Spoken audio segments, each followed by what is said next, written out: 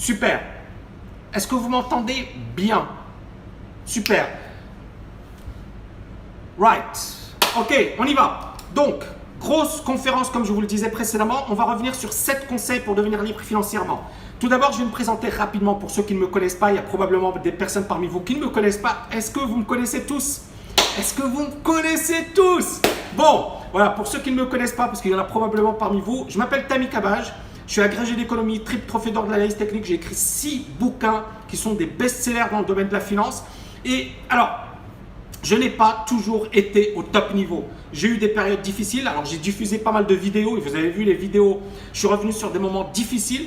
Et si je suis revenu sur ces moments difficiles, c'est justement pour vous dire que ça peut arriver à n'importe qui. Qu'on peut effectivement se casser la figure. Qu'il y a des moments effectivement où si on n'a pas d'argent de côté, parce que beaucoup de personnes, encore une fois, considèrent l'argent comme sale, comme malsain, comme vicieux.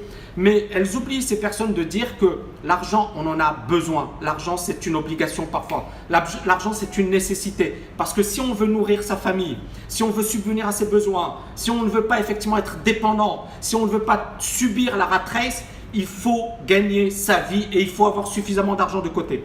Donc à partir de là, effectivement, j'avais un salaire de 5 000 € net début 2002. Ça veut dire il y a quand même pas mal de temps, il y a plus de 14 ans. Ce qui quand même était dans les top salaires à l'époque. Il n'y en avait pas beaucoup qui avaient ce type de salaire. Je travaillais comme trader, j'allais avoir des gros bonus, etc. Et puis, concours de circonstances, tout se retourne contre moi. Je me retrouve au chômage, marié, divorcé rapidement, en train effectivement dans un petit studio pourri, psychologiquement abattu. Et puis, bien évidemment, il fallait se relever de cet échec. C'est ce que effectivement j'ai réussi à faire. J'ai réussi l'agrégation, j'ai écrit des bouquins, je suis devenu médiatisé, etc. 2009, je frôle la mort à 2 reprises. Et c'est là où je me suis dit, jusqu'à quand? C'est-à-dire, ok, j'avais tout ce qu'il fallait.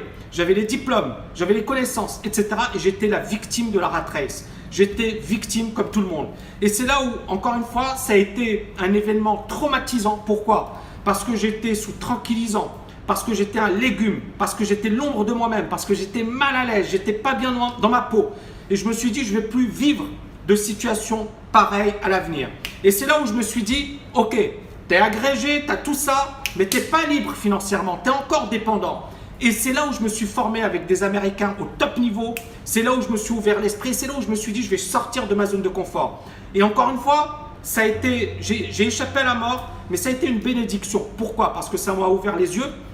Ça m'a permis de me réveiller et je me suis dit, plus jamais ça, plus jamais ça. Et pourquoi je vous le dis? Parce qu'encore une fois, l'idée, ce n'est pas d'attendre qu'il soit trop tard pour réagir, pour se réveiller et pour faire autre chose. Et si j'ai mis en place cette formation, c'est parce que j'ai envie qu'elle réveille un maximum de personnes, c'est que je veux qu'elle motive un maximum de personnes, c'est qu'on ait effectivement des gens qui cartonnent dans ce domaine. Est-ce que tout le monde va cartonner en suivant cette formation? Certainement pas, mais en tous les cas, elles auront tous les outils, elles auront toutes les clés en main. Maintenant, voilà, elles vont recevoir des conseils que moi, j'aurais adoré recevoir il y a quelques années. Donc, cette conférence, donc vous verrez, elle va vous apporter énormément. Et je vais revenir sur le premier conseil. Conseil number 1, ne misez pas tout sur le salariat. Ne misez pas tout sur le salariat. Je viens de développer ma situation. J'étais trader, je gagnais 5 000 € et j'avais tout misé sur le salariat. Et pour moi, le problème de beaucoup de personnes qui sont salariées, c'est quoi? C'est qu'elles se disent, c'est la sécurité, c'est ce qu'il y a de mieux. Je préfère le salariat à créer ma boîte parce que créer ma boîte, c'est trop risqué. Moi, je pense que créer sa boîte, c'est moins risqué que d'être salarié. Parce qu'au moins, on se prend en charge, au moins, on essaie effectivement de bouger, de changer. Maintenant, bien évidemment, il y a création et création. Et c'est ce que je vais effectivement développer dans la formation. Mais l'idée, elle est là, c'est que être salarié, c'est une prison dorée. On pense que rien ne pourra nous arriver, mais c'est faux, d'accord? Moi, j'avais des salaires confortables. J'avais une situation qui était superbe. Et du jour au lendemain, j'ai tout perdu. Pourquoi? Pourquoi? Parce que j'avais tout misé sur le salariat, même si c'était trader. Parce que mon problème, il était là. C'est que je me disais, parce que 5 000 € à l'époque, net d'impôts. J'avais payé les impôts, c'était 5 000 dans ma poche. Et le loyer et la bouffe, c'était la banque qui l'a payé. Donc, j'avais même pas de nourriture. C'était juste le loyer qu'il fallait que je paye. Donc, quand on a ce type de salaire, on est arrogant. On se dit, ouais, rien ne pourra m'arriver, etc. Et le problème, c'est ça. C'est que, justement, j'ai pas été assez prévoyant. Donc, je me suis dit, rien ne pourra m'arriver, tout va bien se passer, etc. Et quand la roue s'est retournée contre moi, je me suis retrouvé en grave difficulté. Et c'est là où j'ai compris que j'aurais dû prévoir, d'accord? Donc c'est la raison pour laquelle je dis le conseil numéro 1, ne misez pas tout sur le salariat, c'est dangereux, d'accord? Le salariat, c'est important au départ, ça va vous permettre de gagner de l'argent, ça va vous permettre de mettre de l'argent de côté, mais si effectivement vous misez, vous mettez toutes vos billes sur le salariat, vous risquez de le payer très cher par la suite. Donc, beaucoup de personnes, moi je connais beaucoup de personnes qui considèrent le salariat comme une fin. Elles veulent être salariées toute leur vie. Bon, il y a tout d'abord le problème du jour au lendemain, on peut vous dire au revoir monsieur, au revoir madame. Donc ça c'est le premier problème. Deuxième problème, c'est la retraite. Est-ce que vous aurez une retraite suffisante? Beaucoup d'études prouvent que pour ceux qui sont nés dans les années 80, ils auront une retraite à partir de 70 ans, 75 ans. Ça, vous imaginez, vous travaillez toute votre vie, à 70, 75 ans, on vous dit ok, là maintenant tu mérites une retraite. Et alors le pire, c'est que cette retraite, si ça se trouve, c'est même pas suffisant pour subvenir à vos besoins. C'est-à-dire que vous n'aurez pas assez d'argent pour subvenir à vos besoins. Il y a une étude sur les personnes à la retraite aux États-Unis qui a montré la chose suivante, environ 70% de personnes n'auront pas de quoi vivre après leur retraite. Ils n'auront pas suffisamment d'argent pour subvenir à leurs besoins. Le pays le plus puissant de la planète, le pays le plus riche de la planète, les États-Unis. Donc, à partir de là, il faut vraiment se poser les bonnes questions. Est-ce que vous comptez sur l'État? Super, allez-y, vous n'avez rien à faire ici. Est-ce que vous voulez ne pas subir? Eh bien, vous êtes au meilleur endroit. Parce que effectivement, l'idée, c'est de ne pas subir. Ce n'est pas d'attendre qu'on vous aide ou qu'on vous permette effectivement d'assurer vos vieux jours. S'il faut le faire par vous-même. Et donc, effectivement, il y a différentes alternatives, mais il faut le faire par vous-même. Mais le salariat n'est certainement pas la meilleure solution. C'est un bon début. Ça vous permet de mettre de l'argent de côté. Certaines personnes n'ont pas la chance d'être salariées, je le conçois, mais ce n'est pas suffisant. Donc, attention au risque. Ok? Donc, ça, c'est la première chose.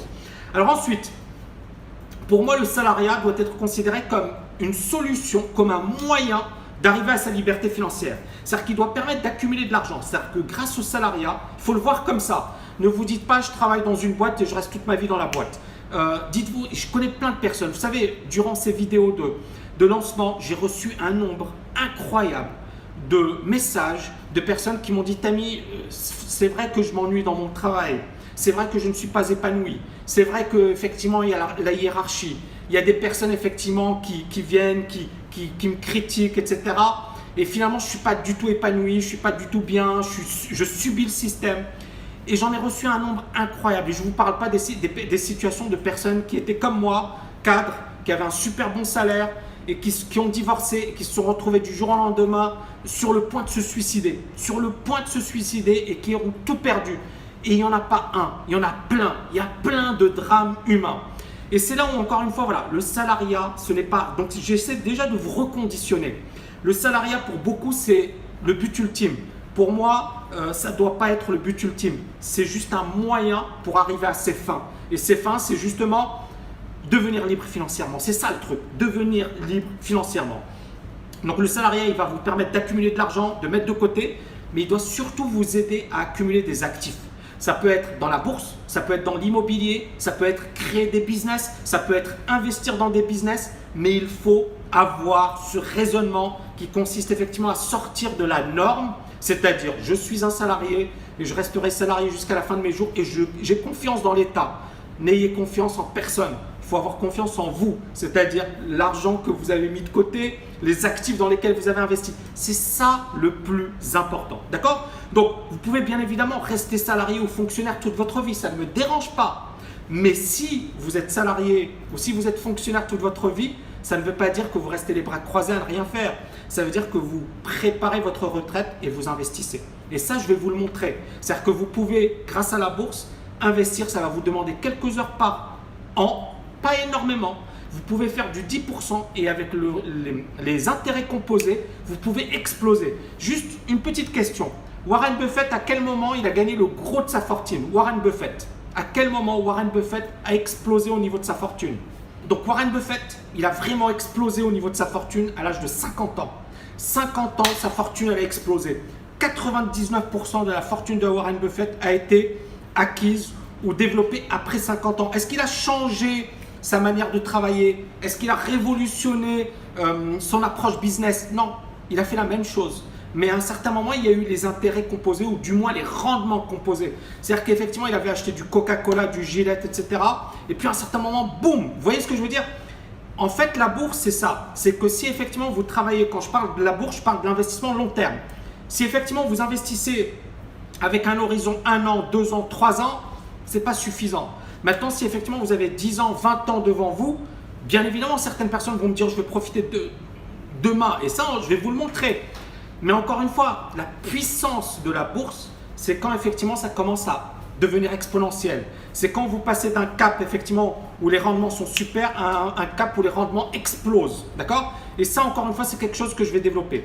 Donc ici, l'idée, elle est là. C'est que vous pouvez rester salarié et devenir millionnaire. Vous pouvez être salarié et devenir millionnaire. Est-ce que c'est votre salaire qui va vous permettre de devenir millionnaire? Certainement pas. Maintenant, si vous investissez en bourse longtemps à l'avance, et également dans l'immobilier. Après, l'immobilier, ça dépendra des périodes dans lesquelles vous allez investir. Il ne faut pas oublier que l'immobilier dans les années 90, notamment à Paris, avait baissé. Dans les années 2000, ça a explosé à la hausse.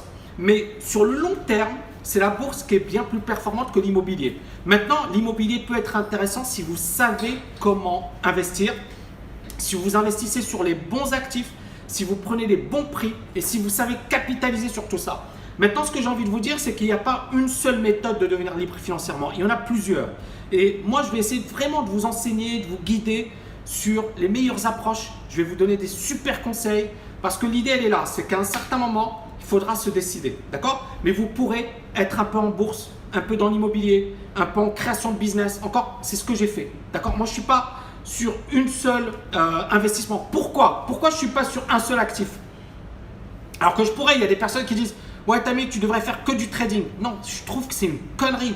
Parce qu'effectivement, si vous êtes que sur une seule activité, qu'est-ce qui se passe? Psychologiquement, si l'activité ne fonctionne pas bien, eh ben, j'ai rien. Donc, par contre, si effectivement vous diversifiez, d'accord, vous êtes dans l'immobilier, vous êtes dans la bourse, vous êtes dans le trading, vous êtes dans le business, eh ben, l'avantage, c'est quoi? C'est que chaque activité va générer de l'argent. À un certain moment, certaines activités vont perdre de la vitesse, d'autres activités vont prendre le relais. Et l'idée, elle est là, c'est qu'effectivement, vous avez un système qui fonctionne tout le temps. Et même si certaines activités ne sont pas aussi dynamiques, vous avez un système qui fait que sur le long terme, vous êtes toujours gagnant. C'est ça le truc, il faut être toujours gagnant. Et si vous misez tout sur une seule activité, vous faites une erreur. C'est la raison pour laquelle, quand je parle de l'immobilier, il y a des personnes qui me disent « Ouais, mais moi, je veux faire que de l'immobilier, etc. » Ok, super. N'oublie pas qu'il y a des Américains qui ont fait faillite avec la crise des subprimes, qui avaient investi dans l'immobilier, ils se sont retrouvés à la rue. Il ne faut pas oublier qu'effectivement, on a eu des cracks à Dubaï. On a eu un gros crack et des personnes, effectivement, ont tout perdu. Donc, à un certain moment, l'immobilier aussi, il y a la folie spéculative. Il y a des moments qui sont difficiles. Donc, il faut être capable de se dire, j'investis dans l'immobilier, j'investis dans la bourse. Business, bien évidemment, il y a d'autres techniques que je vais vous enseigner. Mais l'idée, c'est ça, c'est que vous avez un système.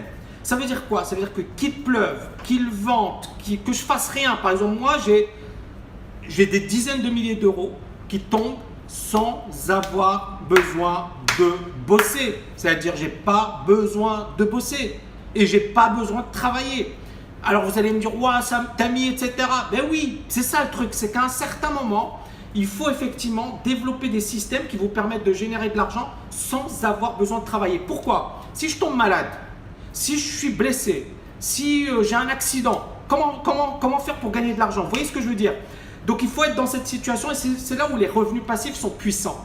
Au départ, vous allez galérer, vous allez trimer, mais les revenus passifs sont extrêmement puissants parce que sur la durée, l'idée c'est ça, c'est de réfléchir système, de réfléchir global, de se dire quoi qu'il m'arrive, qu'il pleuve, qu'il vente, etc., j'ai une sécurité. Et bien évidemment, je reviendrai dessus, sécurité pays. C'est-à-dire que si j'ai envie d'investir, mais je ne vais pas investir que sur une seule région. Je peux investir dans des pays émergents, je peux investir aux États-Unis, Europe, Afrique, etc. Vous voyez le principe, c'est-à-dire qu'effectivement, il ne faut pas rester bloqué parce que si par exemple l'Europe se casse la figure et j'ai investi sur la bourse européenne, bah, qu'est-ce qui se passe? Mes investissements vont se casser la figure. Donc il faut également diversifier par rapport aux différentes places boursières. Ça encore une fois, c'est quelque chose que je vais vraiment développer. Mais le principe, il est là.